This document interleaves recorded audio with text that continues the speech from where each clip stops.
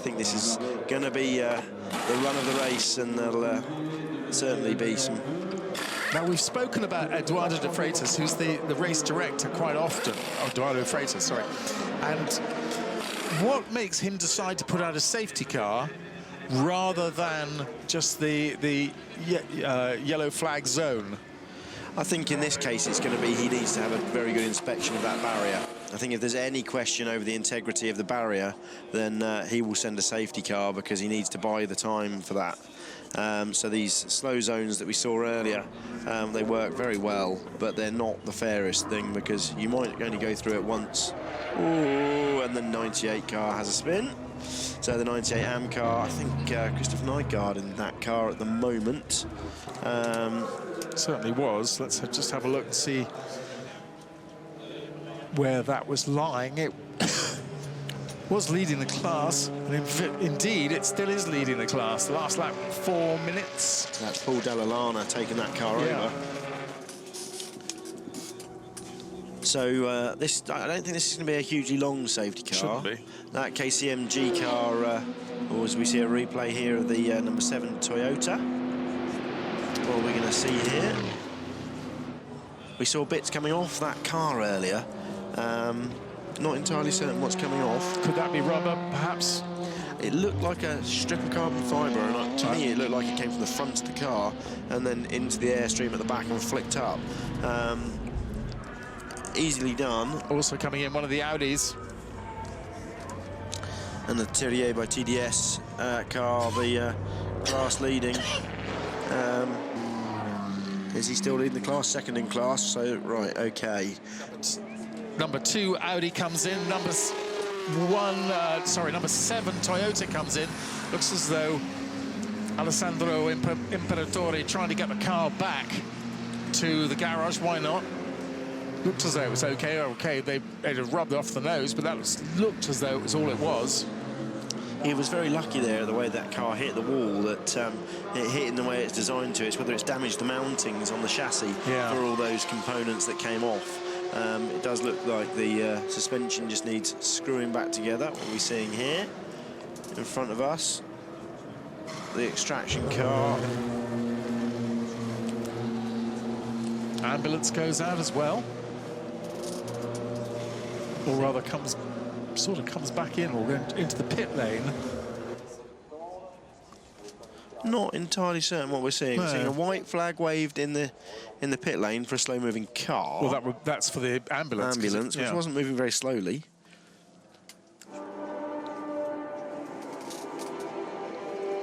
Little bit of something coming off number 12. That looks like rubber to me. Looks like, yeah. And then the number 2 there with these flashing laser lights that Audi have introduced this year. Last year the LEDs, this year the lasers, and they're absolutely phenomenal. As we see Nightfall, you'll see they have an absolutely massive range, and we'll see that technology being moved forward to the road cars very shortly, I think. So it looks like that car is being pushed back behind the barrier, not going to give him the opportunity, despite being so close to pit in to get that car back. I think if I was the driver, I would be saying, I'm bringing this back. Yeah. No reason not to. They can get it put back together, as you say, unless any of those mountings that attach the nose are damaged, but they're all designed to break. That's what it's about. Dissipate the energy in an impact like that. Yep, Keiko Ihara, the 40-year-old Japanese lady from Japan. Waiting with the Labra competition guys to get into that car. So it does look like they're giving up with the KCMG car, which is a great shame, because their championship effort is... well, they've been doing a fantastic job in the WEC. They've had 2 second places, and they're really the only challengers, I think, to the 26 G-Drive Racing Morgan. So let's see how that one plays out. If the team get him to get in that car and just try and get some points, because this is a double point scoring round. You can't really afford to not finish here. It can ruin your season. See a Marshall kicking a lump of something across the track. Obviously trying to get in the World Cup squad. So just trying to see what else is going on out on track to understand if we're going to be in a longer or shorter safety car period here. But what this has done is bunch up all these battles for us. Yeah, well, it could be useful for Mark, couldn't it? Mark Webber. Looking at GT Pro, Richard Westbrook leading that by 2.7 seconds from Giancarlo Fisichella. So that's really close, somewhere there, right, just in front of us. That's really close. And also, just 1.3 seconds behind Fisichella is Darren Turner in the Aston. So Chevrolet, Ferrari, Aston Martin, and then Chevrolet again with Jordan Taylor, one of the Taylor brothers, Ricky, his brother, in LMP2 here. And then the two Porsches, they're all on the same lap at the moment. That's Richard Leeds and Nick Tandy in the two Porsches. And so GTE Pro really, really close. Kazuki Nakajima there, sitting, waiting to be released at the end of the pit lane, using this opportunity, as we said, to get a stop in. I'd suggest that stop was tyres as well, because that was a 1:21 last pit stop. Sorry, no, that's updated now, so don't know whether that was or wasn't, but you'd be crazy not to have taken new tyres under the safety car like this. Prime opportunity, that's for nothing, because he was going to sit at the end of the pit road anyway.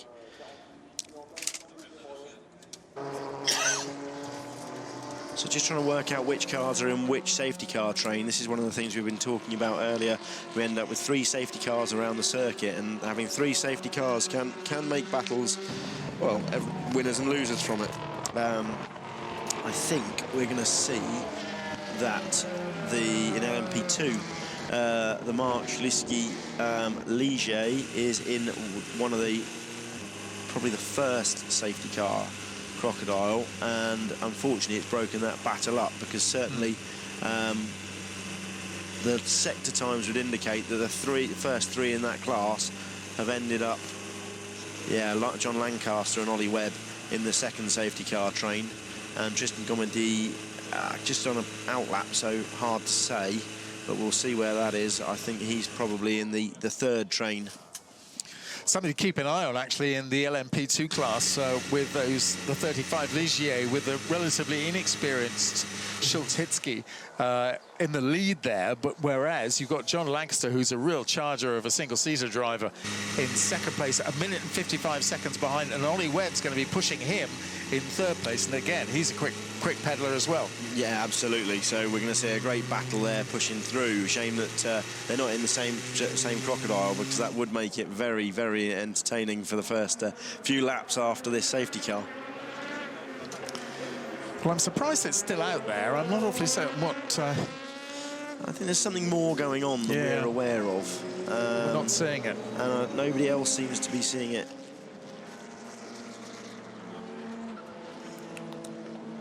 Okay, so that's Eduardo Freitas you heard there, talking about cleaning out the debris from around the track. So that's why we're seeing this safety car. Sort of having a general hoover. Yes, absolutely, making sure that the shards of, over the last hour, we've seen quite a lot of bits flying off cars, so I think that's probably a good opportunity. We've also seen some punctures, so he'll be concerned over safety, of course, and he wants to ensure that all the drivers are out there and as safe as they can be. So absolutely the right thing to do when he had the opportunity to throw a safety car and tidy up the circuit and surrounding areas. So you see the KCMG driver there with one of their team photographers, by the looks of it, walking back to the car, but he's now walked too far away from that car, so that car is now an official retirement. Yeah, you're not allowed to walk too far away from it, otherwise it's treated as though you've abandoned the car, therefore that's it. We look into the, is that the Loughborough garage? I think it is. The Porsche guys and girls ready for somebody. I guess Imperatore must have stalled the car and couldn't get it restarted. Otherwise, no reason why he shouldn't have gone back. Absolutely, unless there's something fundamental like we saw earlier with the Audi, where the drive shaft had gone through the side of the gearbox casing and spilt the oil out of the gearbox, at which point there was no way those marshals were going to let him drive that car, spilling oil down the Mulsanne straight back, which, you know, absolutely right thing to do. And we saw the car get scooped up. I'm sure if it hadn't been for that, he would have driven that car back. So just very difficult to see from here why exactly they haven't, but certainly those marshals have said you're not driving that back, and even if it is the 100 metres that he's got to go to the pit in from where he had the incident. Look at that lead now has actually extended to 8 minutes. Of course, that's with a very slow lap from Nakajima to Marcel Fessler and the number 2 Audi. We're riding on board with a 51 Ferrari.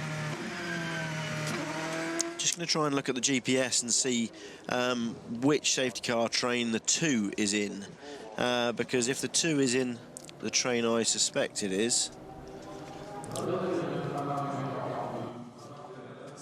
then we'll just try and get the GPS.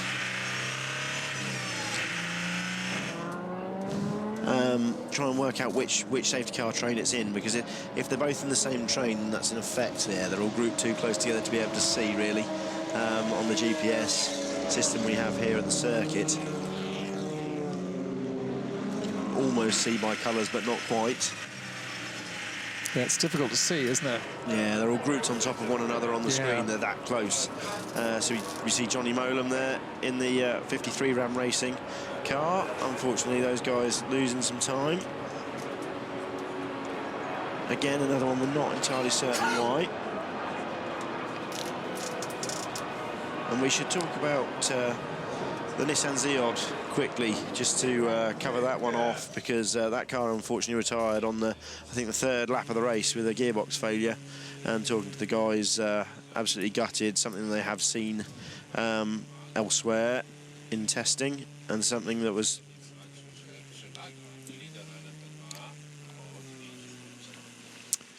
so safety car could be coming in at the end of this lap. If you were at this circuit, you'd be able to see that perhaps the lights go out on the safety car. He does sort of keep his options open, doesn't he, Eduardo Freitas? He's normally quite decisive. This weekend he seems to be trying to keep his options open more, absolutely. But he is a fantastic race director. The things that he's done, the things that he's brought to this are really brilliant. He's become quite a personality with his on-air antics as well. He can be quite humorous sometimes, so listen out for him. So I think this is it, the safety car.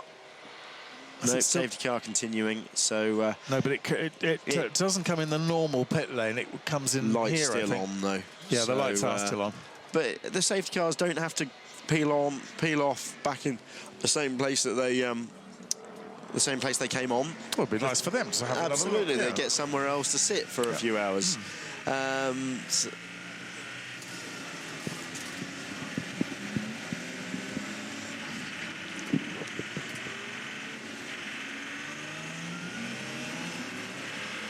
interesting. I'm very surprised to hear Lena Gade talking about tyre pressures that openly on an open radio channel. Not sure we should have heard that. I think that might well have been the wrong button, because yeah, that's something you don't tell your competitors, who are also on Michelin tyres of the same construction compound. Quite a differential there between the front and rear tyre.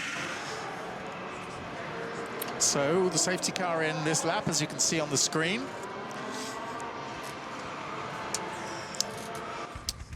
So that could be anywhere in the lap, because equally these cars are, I think the lights are out on that safety car. Yeah, it looks like it. So we're going to see, and Tracy Crone there leading that Crocodile in that green car. Why he did that, I don't know. Was it Tracy Crone himself?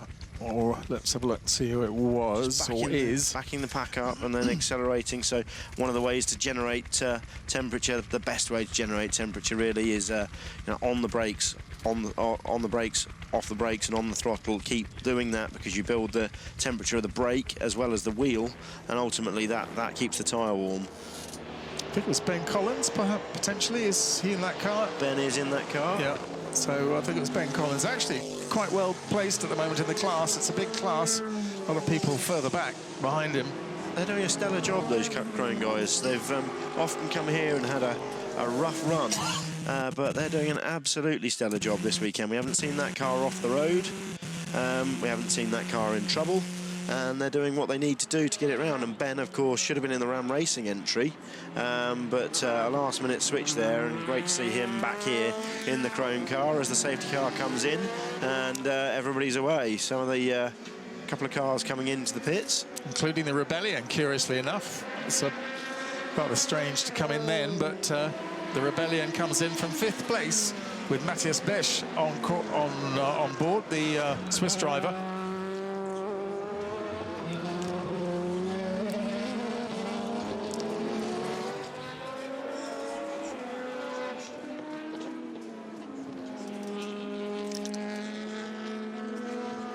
So we've already got a yellow flag, actually, at, yeah, just at Porsche Curves. Car 66, that was, that has gone off there. So almost, presumably, under the safety car. That's Spencer Pumpley. So right, that car's just come out of the pits, having had new brakes fitted. So let's see what comes of that. But yeah, they've literally, that must be. It's not their out lap, I don't think. Didn't see an O next to the car on the timing screens in front of us. But yeah, he's obviously had an issue there with brand new brakes on that car.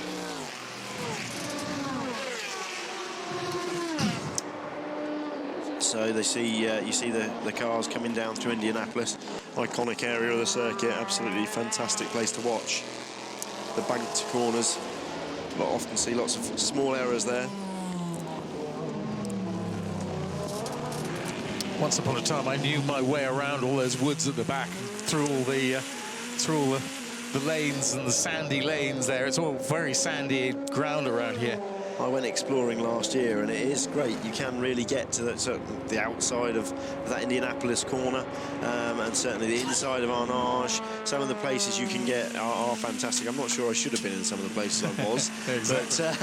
But it was fantastic to go and see, and you just get a real appreciation for what these cars are doing and the energy involved in everything they do, the braking events, the way they accelerate. And I think we've all been shocked that haven't been to the first WEC rounds to see how quickly these new hybrid cars accelerate off the corners. The Audi with its four-wheel drive technology, the Toyota, which is putting its power down through the front axle as well. It's additional. Oh, and a puncture for Spencer in the JMW car. That's the problem there. Left rear puncture. And there's one of your tear-offs coming off the screen. Oh, no, is this what happened? He was trying to... Well, it does look like he locked the brakes rather than... So clearly some braking issue on that car, and that's with new discs and pads all round. Could even just be that, just caught out by new discs and pads that needed a little bit of bedding. We have got 3 cars on the lead lap, Nakajima, Fassler and Genet, so Toyota and 2 Audis, but I'm afraid to report to Australians as they wake up this morning that Mark Webber is a lap down in 4th place. And then 5th is Matthias Besch, about 3 laps behind him. A further lap behind him is Romain Dumas, but gaining, you can imagine. And then a couple of laps further back is the battle over LMP2 with Schultz-Hitzky in the Ligier number 35, John Lancaster and the Orica about 44 seconds behind, and less than 6 seconds behind him is Ollie Webb. So just watch out for the progress of 34 and 36 behind 35. That's the LMP2 battle. Richard Westbrook out in the lead in the Chevy in LMP Pro with Darren Turner 2 seconds behind, and then of just 4/10 further back is Giancarlo Fisichella. So a fantastic battle going on in GT Pro after 7 hours. Absolutely, how close is that? Well, nearly 7 hours anyway. The top, it's the top 6, isn't it, altogether, and the leader in the AM class, Paul Dalla Lana, who we saw have the spin just before the safety car came out up the Dunlop chicane. In comes the, I think that's the 35 car. Yep, so that's the Nissan-backed Ligier. That was the class-leading car, so they're trying to get him back out again as quickly as possible. I think Szulhicki stayed. I think stayed in the car. Yeah, I think they did. But no, we're seeing a new driver in there. I think that's Jan Mardenborough getting in with his BRDC Rising Star. Yeah, that's Jan. Recognise those eyes anywhere. So Jan currently signed by Infinity Red Bull Racing on their driver development programme. And I wouldn't be surprised, this is him in his third full season of motorsport, here competing at Le Mans, having finished on the podium last year in the Greaves Zytek. Just absolutely astonishing story. And if you ever get the chance to talk to him or listen to any of the things that he says in some brilliant interviews that he's done about the way he was brought up and the things he's done and the privileged life that he's now leading, he is a very, very special guy to talk to. And he's also doing GP3 as well. As part of his Infinity Red Bull package, absolutely. And his career could go either way, couldn't it? You know, we could see him in a single-seater very soon at a top level, or in a Nissan LMP1 car next year. Yeah. I suspect it's going to be a pretty difficult decision for himself and Darren Cox to make as to which way they go, because I'm certain Darren would love to have him in that LMP1 car, but the story, yeah, that's very, very close. The story of having Jan go to Formula One would be quite amazing, wouldn't it? Absolutely. Well, he's been into the pits, and he left the pits just, well, I think it was slightly, what can we say, artificial, but he was just ahead of John Lancaster. And now it's Ollie, they both came into the pits, so now Ollie Webb is in the Alpine number 36 is in the lead, and there's somebody using a chicane which they don't have to use. That's the 88 car, and not more issues there for those guys at Pro Speed. Really struggling, it seems, this weekend. This GTE battle, it just rages on. What you're seeing there is the 51.458 chasing down the 97 Aston. And the Aston, they're on the Corvette as well, aren't they? Yeah, they're right on the first three. Tail. You can't get much closer. This is after just coming up to 7 hours in a moment, with Westbrook, then Darren Turner, and then Giancarlo Fisichella, Grand Prix winner. Richard Leak's only 1 minute 40 behind them, so he got split by the safety cars as well. So Richard Leak's in the Porsche, in the factory Porsche, and the 92, the 91 with Nick Tandy on board, following him as well. They've been stuck together like glue. And the two Porsches actually lapping quicker than those ahead, only fractionally, but they're lapping quicker. This class is going to come down to luck of the draw at this rate. If they can all continue like this, as strong and as reliable as they are, then we're going to see the safety cars and how they fell defining how this class goes, because as soon as you get out of sequence on the pit stops, then you're in a situation where you can win, you can lose. When they're running together like this, there's never going to be an issue because they're all going to end up behind the same safety car. But that's what we've seen with the Porsches, slightly out of sequence on the stops. Those guys having done, in the case of Richard Leeds, 2 less stops than the class leaders. In the case of Nick Tandy, 1 less, which is the reason that they've ended up split from the lead battle. But they're very much in it. Look at that, tremendous stuff. Westbrook, Turner, and Fisico sort of saying, I think I'll just hang back here and let those two sort it out between them. I think you're absolutely right. I think he doesn't want to get involved in somebody else's accident, does he? Yeah. He's experienced enough to know, as we see the Corvette and the Ferrari run very wide. Yeah. I'm surprised Eduardo Freitas is letting people get away with that. I'd have thought by now he would have been having a few wrist-slapping moments, but obviously they've all bribed him at Drivers' Parade.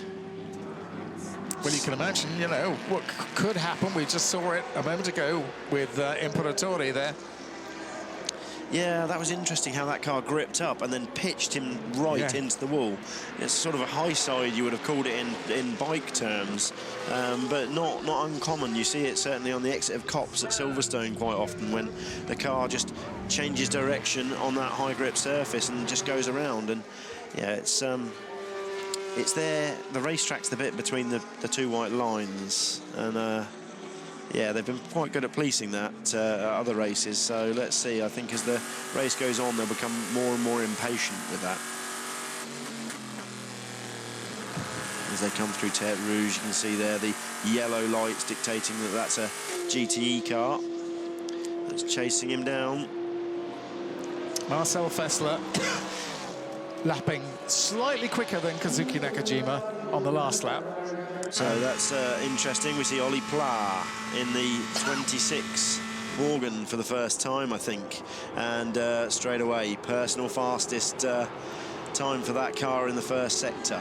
And I think he's hungry. He's chasing it down. The Aston's made it. He's made it through. Great delight in the Aston garage. But you've got a long way to go, guys. You've got a lot of clapping to be done yet. That is fantastic to see Darren Turner just get the legs on them. There's been a lot of discussion about balance of performance in this class, but if you ask me, they've got it absolutely spot on.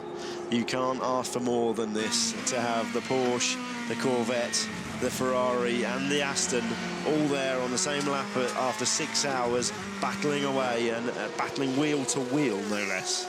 Actually, the Porsches have been left behind a bit in terms of lap times. Westbrook actually the slowest of the three leaders on the last lap, but we're talking about fractions here, so it's not worth talking about. I think the Porsche is more fuel efficient. I think that's what we're seeing here. They're doing less stops.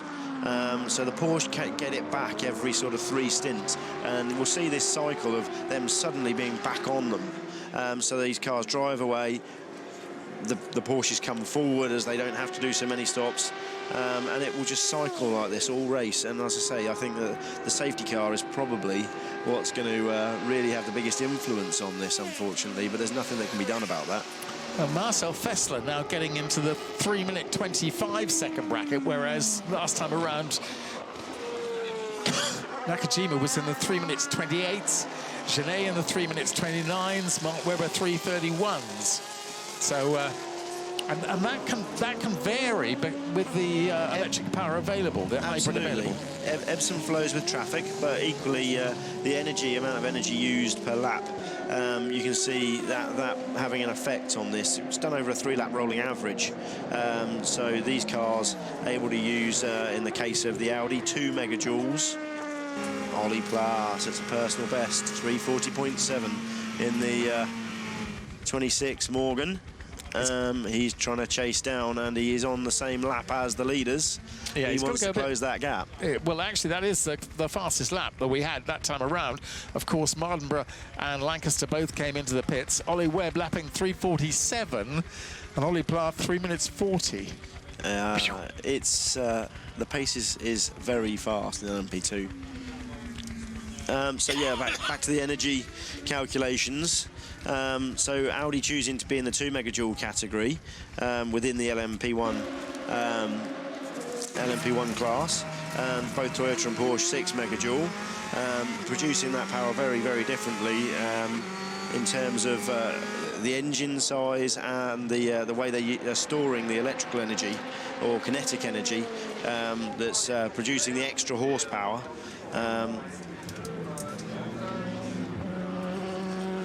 Just trying to see what's going on here in this GTE battle, because Darren Turner now driving away from Richard Westbrook and Giancarlo Fisichella, but then they catch him again through the quick stuff. So let's see how this one pans out. Yeah, the Toyota, they supercapacitor on that. They claim that the combination of the V8 3.7 litre engine and the supercapacitor used to deliver the electrical energy through the front and rear wheels gives that car nearly 1,000 horsepower. The quote at the start of the year as more than 1,000, and then ever since talked about nearly 1,000. So massive amount of power generated by these cars, which is why we saw the pole time this year quicker than last year, despite the cars having less grip with a narrower tyre this year. But absolutely flying machines in a straight line with these hybrid systems. So we're seeing the 88 AM Porsche 991 GTE car of Proton competition in the pits. This has to be one of the fancied runners in the AM class. Al-Kasabi getting strapped into that car, I think. And that car currently running third in class. Nicky Team in the Aston leading the class, I believe, with Andrea Bertolini second, and that car third.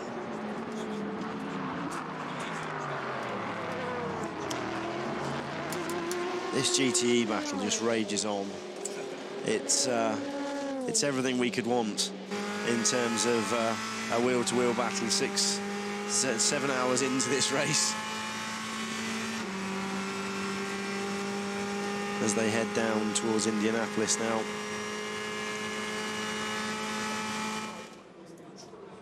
We're seeing a replay here of the 97 car making that pass on the Corvette. Coming into the first chicane, I think. Lots of excitement in the garage, as we saw, and through he went. It was a simple pass.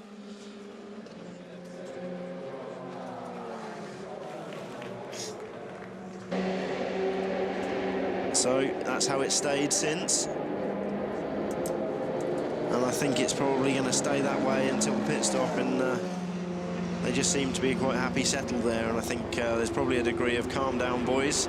This is a long race, and we don't want to take each other off. And Giancarlo Fisichella being sensible enough, as we said before, just to sit and watch the action.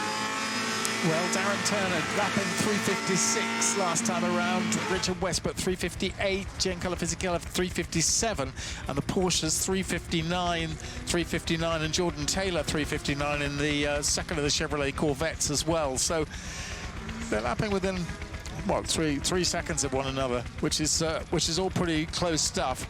Olivier Pla, meanwhile, in LMP2 has set 2 personal bests so far, and although he's being left behind by Anthony Davidson, who overtook him, that's the fastest lap in LMP2, although Jan Mardenborough also just a personal best. Yeah, a personal best, just 0.4 of a second slower. Westbrook into the pit, Fisichella into the pits. The race is really on in the LMP2 class. I think we're seeing Jan reacting to Ollie Pla pushing on, despite the fact Ollie's 151 back from them. Actually more than that, I think. Mardenborough comes through to take the class lead on pit stop rotation. That's all equal now. Webb into the pits. All on nine stops. Now that Webb has completed that sequence of stops. Ollie Pla on 10. They got caught out by the weather early on, hence the extra pit stop, and them not being up there with the others. But they'll be there shortly with Ollie Pla in the car chasing on like that. But yeah, Mardenborough takes the class. Ollie Pla now gone 2 more personal best sectors in that 26 Morgan, so he really is pushing on. He's been sent out there on a mission to get this done, get back on those guys and be in that race. 21 seconds behind Jan Mardenborough is John Lancaster in the Oreca, and car 42 reported having no lights, front or rear. Somebody's forgotten to flick a switch, hopefully. Car 42 being the one of the Zytecs run by the Greaves Motorsport squad.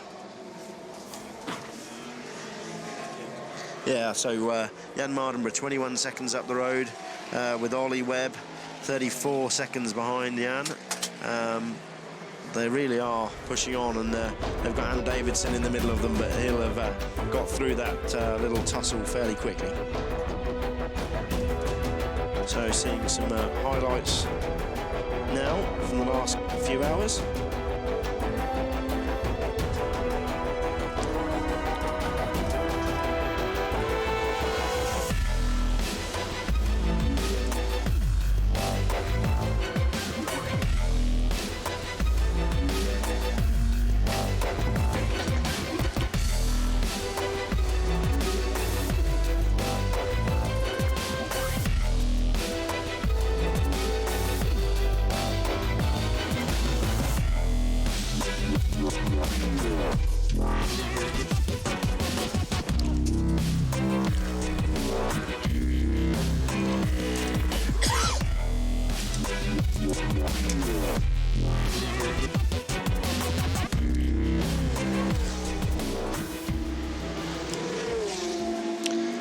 So as the sun goes down, we're starting to see the glare of those lights. There you see a good example of how we can distinguish between those two cars, the prototypes and the GTE cars, the white. So that's Mark Webber being told to pit this lap for fuel.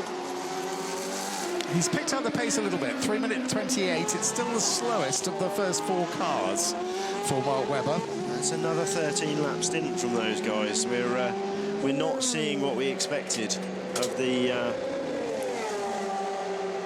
14-lap stints. I was confident that those guys would be able to do it in the Porsche if nobody else could. That car just a little bit more slippery, I think, than the Toyota. 42, incidentally, was the Caterham Racing Zytek.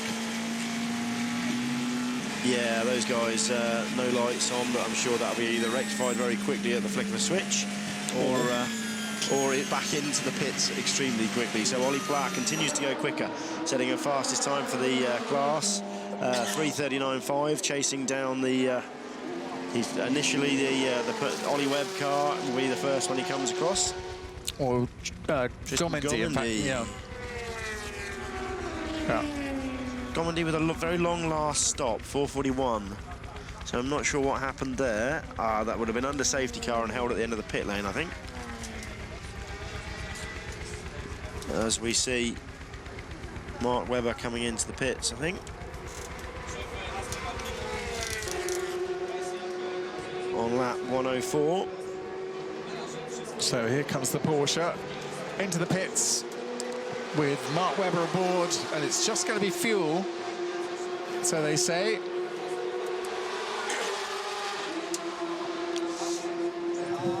So cleaning the number boards, making sure that the ACO guys are happy that those numbers can be seen. It's one of the things, like the headlights, that's very important to them. And the fuel's still going in, and away he goes. That's it. Little splutter as he get away. Yeah. And he rejoins, so still in 4th place. His 4th place isn't under pressure at all. He's about 3 or 4 laps ahead of 5th place Matthias Besch in the Rebellion. So he's in a safe 4th place at the moment. Besch in 5th place, and then the Porsche of Romain Dumas in the 2nd of the Porsches. Number 14 in 6th place, who is on the same lap as Matthias Besch. So he's lapping last time 9 seconds per lap quicker, or per that lap anyway, quicker than Matthias Besch, Romain Dumas. So could well easily move into 5th place fairly soon. So we'd have Porsches 4th and 5th. Yep, and Mark Webber will be pressing on to see what he can do about closing that gap to the Audi number 1. Just after 10 o'clock at night, and it's still quite light, in fact, even though they've got the headlights on. It's still really, it's quite easy for us to distinguish things across the track from maybe a couple of 100 yards, a couple of 100 meters. But it's obviously getting darker all the time. The fight in the LMP2 class really hotting up now. We're seeing green sector times from lots of those guys. So Tristan Gomendy playing the game with Ollie Pla and Jan Mardenborough, all pressing on. Pla's last lap a little bit slower than the 3:39 we'd seen from him the previous lap, which I think is the fastest lap in the class so far. But he lost some time there, I guess, with traffic, as Mardenborough sets another personal best to extend the lead in the class. 5 seconds quicker on that last lap than John Lancaster in the Orica. Here's a replay. Ooh, sparks coming there. Now, why would that be? We've seen that since the resurfacing. It's been common all week that there's a dip there in the surface, and there's some spectacular sparks as the cars load up over them. I don't think it's doing anybody any harm. It just looks very spectacular for us. Now, Nakajima's laps, the last lap was 3 minutes 25, and Marcel Fessler also in the 3-minute 25s. Genet, the 3 minutes 28s. So a little bit slower for Marc Genet in the Audi, whereas the two leaders very, very close, just a couple of tenths of a second apart. Nothing at all. 97 pits from the class lead. And that was Darren Turner into the pits. Well, that is Darren Turner into the pits. Here it is. This is going to be a fuel-only stop. Going in and changing something in that cockpit for Darren. Now, what is that? Some little arrows. I don't know what that is. We'll have to go and have a snoop.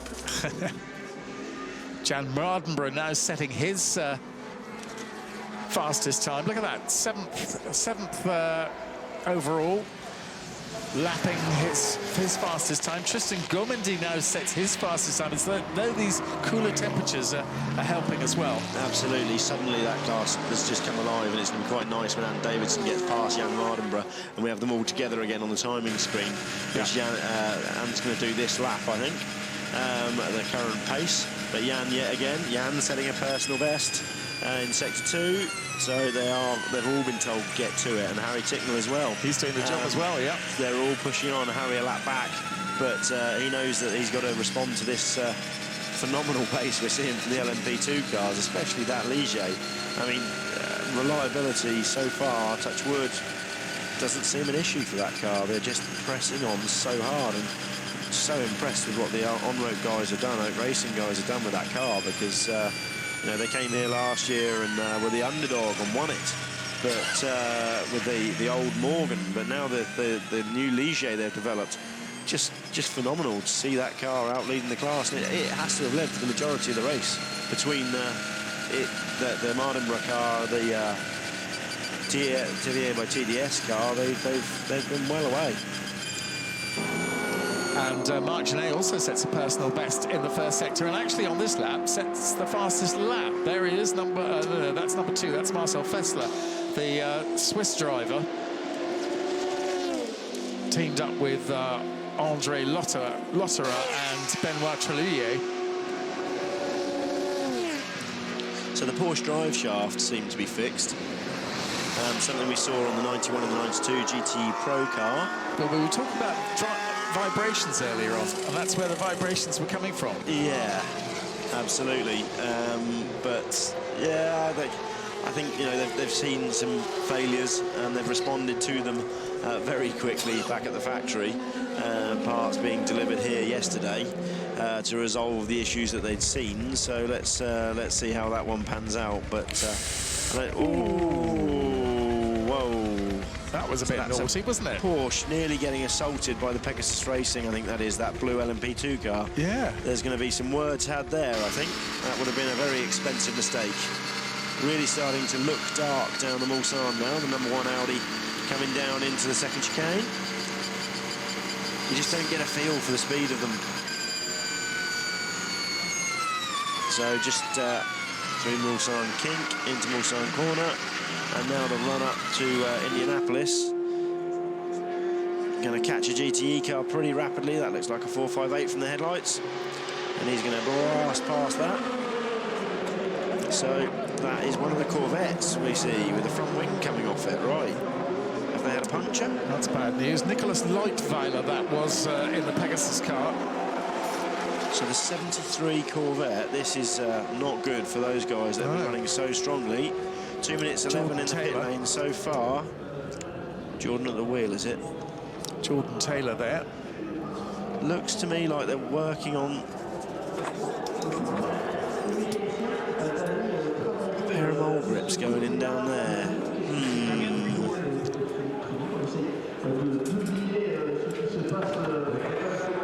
Trying to see what they're doing. Just adjustable spanner. Yeah.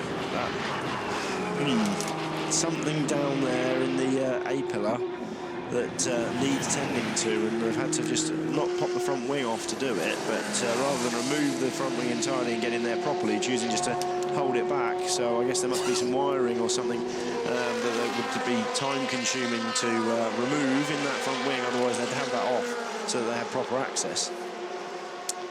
As we see, the number 1 car coming down pit lane, a bit of a moment there as he came in, pushing on past us.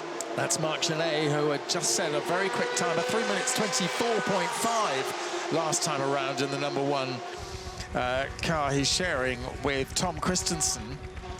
Mark will be staying in that car, and I think this will be a fuel-only stop. Jan Mardenborough setting his another quick time in the lead of LMP2, and here is the Audi into the pits, the 4-litre diesel engined car, amazingly quiet. I think we're going to call this happy hour, Bob, because the number of green sectors on our timing screen at the moment is phenomenal, as we see the Ferrari, 51 Ferrari, going to drag past the 97 car. And that's on the run into the second chicane, I think. Because Fisico actually is in the lead of this class now. We've had quite a few. 77 pit stop under investigation. Not certain why that should be. Could be too many men over the line, or... that's the Foster, Dempsey, Pat Long car. Third in class. They don't want to be throwing that away. No. It's Joe Foster in that car now. And when we talk about Patrick Dempsey, yes, we mean that Patrick Dempsey. Here again for the 3rd time, I think, in Le Mans. Yeah, absolutely. And, you know, a very handy driver he is too. As Jan Mardenborough sets another green sector. This is turning into a real sprint into the evening in the LMP2 class. I just hope they're not all pushing too hard, because LMP2 has at times been a race of attrition.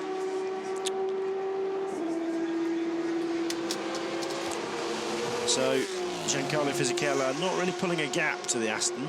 0.7 seconds, staying pretty constant there, as we see from the split times on the screen. I wouldn't be surprised to see the Aston tow back past him, which is, I think, exactly what we're about to see. No, they're going into the Mulsanne corner. I don't think he's going to be making a move up to Indy. So brakes now starting to glow. He's starting to see that. Fantastic shots this time of night. Well, I was about to say 1/3 of a second between the two of them. What's the point of saying that? Just extraordinary after 7 hours and nearly 20 minutes of racing. I think Darren Turner's going to prove me wrong, isn't he? We're always trying. Don't do it, Darren. It's not worth it. So long. I get press releases from Darren Turner, and an awful lot of them seem to tell hard luck stories, so touch wood this time. But he's up against a former Formula 1 driver, Giancarlo Fisichella there, and a winner in Formula 1 as well. So not easy. And of course the Ferrari run by the ubiquitous AF course. Why do I say ubiquitous? Because they've got about 9 cars here. They've got a load of about 7 458s, Ferrari 458s, but a couple of LMP2 cars as well that they're running for SMP. And so that's Audi, and that's the Toyota, I think.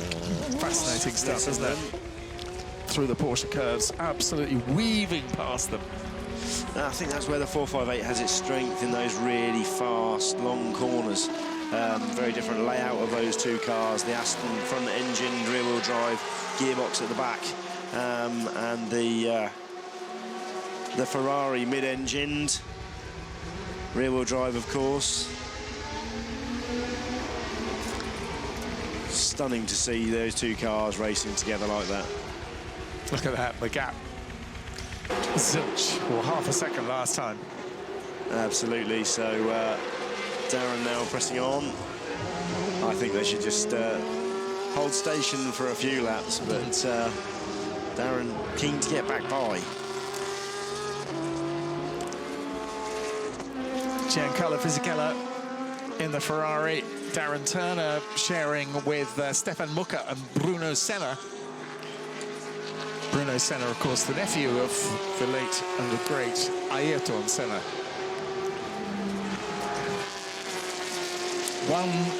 One little light on the Ferrari, two little lights on the Aston, denoting first and second in class. Yeah, and just to finish that, the yellow headlights denoting GTE and the white LMP, so that the drivers can work out what's coming from behind them and whether they need to be concerned in getting out of the way. We still haven't seen what's gone on with that Corvette that's in the pits. Is it still there? It's come off the screen, actually. It means that the 98 and the 95 have been promoted. And I think he is still going to be in the pits. No, he's on his way out. Jan Magnussen bringing 73 back out again after the problems that they had. But that puts them last in the pro class, I think, unless we count. We say last, but it's also close that...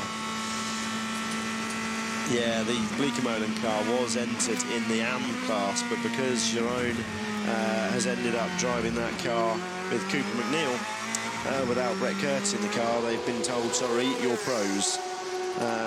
So bumped up into the pro class after qualifying.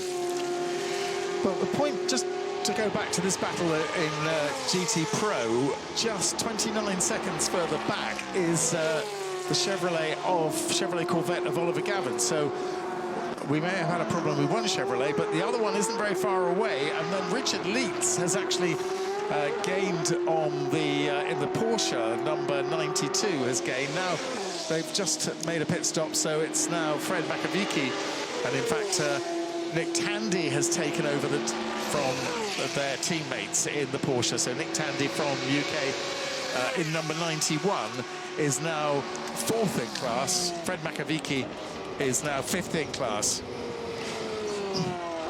Absolutely, and just seeing those guys pressing on now, just unrelenting. The Porsches will be back on those guys, as I say, within a few pit stops, the way the rotation will work, and then we'll see, well, we're going to see a hell of a race again. The pictures we had earlier of 5 cars in a train in the first hour, we're going to be back to that, but still these green sector times coming. Harry Ticknell in the Joe Zytek in the LMP2 class, setting a personal best on the last lap. And Rene Rast now chasing him down, setting another green. This is happy hour. We're all out there to go and set our green sectors and get the job done. Not so many purple, which is the fastest of all, but you get those at the start of the race when the classes are all running together, and it's very difficult with the traffic to get those purple times again as the race runs on. Very interesting to see Rene Rast in the Orica number 24 in LMP2, because he was such a Porsche specialist and twice won the Porsche Super Cup, and yet here he is in a LMP2 car, and a very different sort of beast for him. So very interesting to see him racing one of these. Currently, I think about 6th in class or 7th in class in the LMP2. So Mardenborough leading in the Ligier, from Lancaster in the Orica, Webb in the Alpine, then Gomendy Ligier, Plat in the Morgan, Tinknell in the Zytek, and then Rene Rast in the Orica. Behind him is Christian Klein, former Grand Prix driver in the Morgan number 43. So you can just gauge the quality in LMP2. And Davidson bringing the 8 Toyota into the pits now. That car quite a few laps down, 8 laps down on the leaders, and pushing on hard and playing that support role. So we see the atmosphere, the concert. I'm not sure who's playing tonight. We've had a concert each night out just over by the Dunlop Bridge. So fuel only, Fran. Some other work just going to go on now. That's recharging the oil system. The guy with the backpack on, that's full of oil and it's a pressurized system. He just pushes a little pop-it valve on the side of the car, replenishing that. I'm surprised to see this on a stop when they're not doing tyres. I would have thought they would have done that on a tyre stop. That seems to be just time going away from them, but equally they're not really in this race. They're there now to do a support role to that number 7 car that's leading the race. Just watching Jan Mardenborough there, you just realise how much they are on it at the moment. You know, this is very serious stuff. As the 2 car stops outside the Team Joest garage, and that's, again, no tyres there. Marcel Fassler on board that car. Screen tear-off comes off, the visibility becoming very difficult. Inspection, as always, the very diligent Audi guys down on their hands and knees looking in the grille for rubber, making sure that the car is good to go. And away it goes. 2 lights on denotes it's second in class. Comes out right How behind. many times have we seen that now? The Toyota and the Audis trying to assault each other in the pit lane constantly. We saw that right at the start. We saw it while we were off air, while our co-commentators were here, and now again. So they're desperate to have one another off in the pit lane. Anthony Davidson there, who drops down behind 3 of the LMP2 cars with that last pit stop. Paul Dall'Alana leading the Pro-Am class in the GTE Aston. He's doing a solid job out there. Paul, yeah, Canadian, that little known really until he got into the Aston, really. And he's been with the Aston team now for a couple of years, but absolutely solid. And a big guy too, solid in more than one way. But yeah, fantastic job there from those guys in that Aston. And they've got the 73 Corvette behind them as we see the 7 car, the leader stops. This is going to be lights being cleaned, fuel going in only, I think. No oil for this one, I don't think. Drinks bottle changed. So that's now 9 stops for the number 7 lead car. Those glowing brakes. Catalytic converter glowing away there as well. Yeah. The producer's having some fun with us now. Lovely shot. Lovely stuff. Would they have, how much do they have to have standard brakes? Can they use carbon, do I mean carbon brakes? Yeah. Yeah, absolutely. The LMP cars are on carbon brakes. It'll be interesting to see who has to change pads when. But the GTE class cars on a steel brake, they can use carbon metallic pads. But certainly a more traditional setup on the GTE cars. But no, all the LMP cars you see out here with carbon, so carbon brake pad onto a carbon disc. Wow, there you go. Wonderful shot from the helicopter. Stunning, isn't it? The town of Le Mans in the background. Yeah. So the 14 Porsche pressing on. This is the other car that ran into trouble. These guys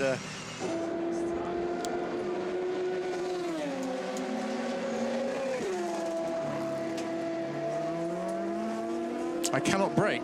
That doesn't sound encouraging, does it, from Romain Dumas? not when you're doing 330 kilometres an hour down the Mulsanne. No, it sounds to me like he's got some kind of vibration again from that, because I think the car can brake. It's not. He doesn't mean he can't stop it, but I think he means it's difficult. Yeah, exactly. There's Clone Racing, 8th in class at the moment. Very distinctive colours for Tracy Krone's Ferrari.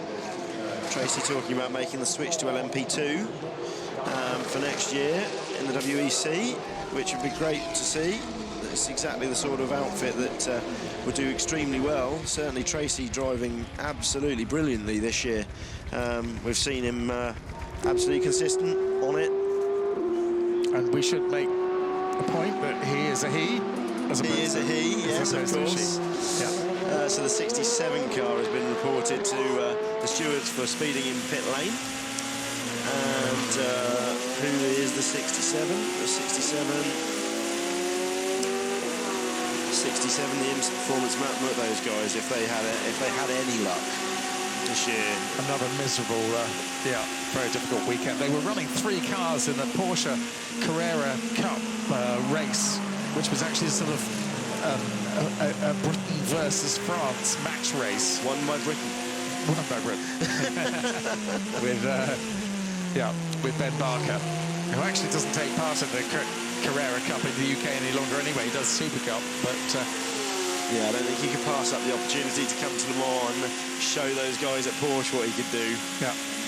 But he's an absolutely brilliant driver. He's won the Carrera Cup GB twice, I think. So he's a very good little driver, and we'll see him here soon enough, I believe. And he's had a win in Porsche Carrera Cup, in Super Cup, I think, as well. Yeah, absolutely.